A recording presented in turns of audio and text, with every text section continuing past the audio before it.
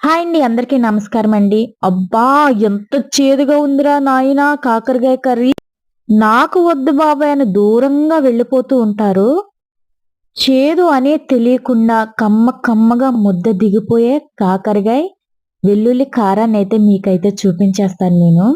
కాకరకాయలని శుభ్రంగా కడిగేసుకొని మనం రౌండ్ సర్కిల్ అయితే కట్ చేసుకోండి. మీ ఇష్టం, మీకు ఏ షేప్ లో బాగుంటుందో అలానే కట్ చేసుకోండి. నేనైతే ఎప్పుడు ఫ్రై చేసినా కూడా ఇలానే కట్ చేసుకుంటాను. వీటిని అయితే శుభ్రంగా కడిగేసుకుని ఆయిల్ వేసుకుని ఆయిల్లో మనం బాగా ఫ్రై చేసేయాలండి.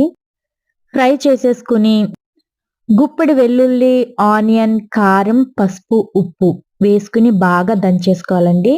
దంచుకోవడం అంటే మెత్తగా కాదు, కచ్చా పచ్చగా దంచుకున్నామా లేదా అన్నట్టు దంచేసుకోవాలండి. మనకి చేదు అనేది తెలీదు ఈ కర్రీ తిన్నప్పుడు. ఆ వెల్లుల్లిపాయ కారం ఉంటుంది చూడండి, ఆ ఫ్లేవర్ మాత్రమే తెలుస్తుంది. వారానికి ఒక్కసారైనా మనం కాకరకాయ అనేది కంపల్సరీ తినాలండి.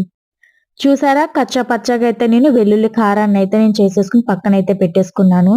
ఈ కాకరకాయ ముక్కలు బాగా వేగిన తర్వాత ఈ వెల్లుల్లి ఉల్లి కారాన్ని అయితే వేసేసుకుని బాగా ఫ్రై చేసేసుకుని మూత అనేది పెట్టేసుకోవాలండి. నిజంగా మీకు తెలీదు, ఈ కాకరకాయ వెల్లుల్లి కారం ఎంత కమ్మగా ఉంటుందంటే ముద్దకి అంత కమ్మగా ఉంటుంది.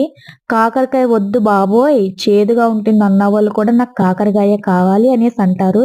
ఈ కర్రీని మీ ఇంట్లో ఒక్కసారి అయితే ట్రై చేయండి. ట్రై చేసి ఎలాగొచ్చిందో నాకైతే కామెంట్ చేయండి. దగ్గర పడేంత వరకు ఉడికించేసుకోవాలండి దీన్ని. ఆ వాటర్ అనేది వేయకూడదు అస్సలకిని. చూడండి, మనకి ఫ్రై అయితే సరిపోతుంది. ఒక్క 2 ముద్దలు తిన్నా మంచిదేనండి శరీరానికి కాకరకాయ అనేది. ఒక 2 ముద్దలు, ఒక 3 ముద్దలు తినండి. వేరే కూర వేసుకుని తినండి తర్వాత. ఎప్పుడైనా కాకరకాయ వండుకోవాలనిపించినప్పుడు 2 కూరలు వండుకోండి. దీంతో ఒక 2 ముద్దలు తినండి. చాలా మంచిది హెల్త్‌కి. చూడండి ఎంత బాగుందంటే కమ్మగా ఉంటుందండి. మీరు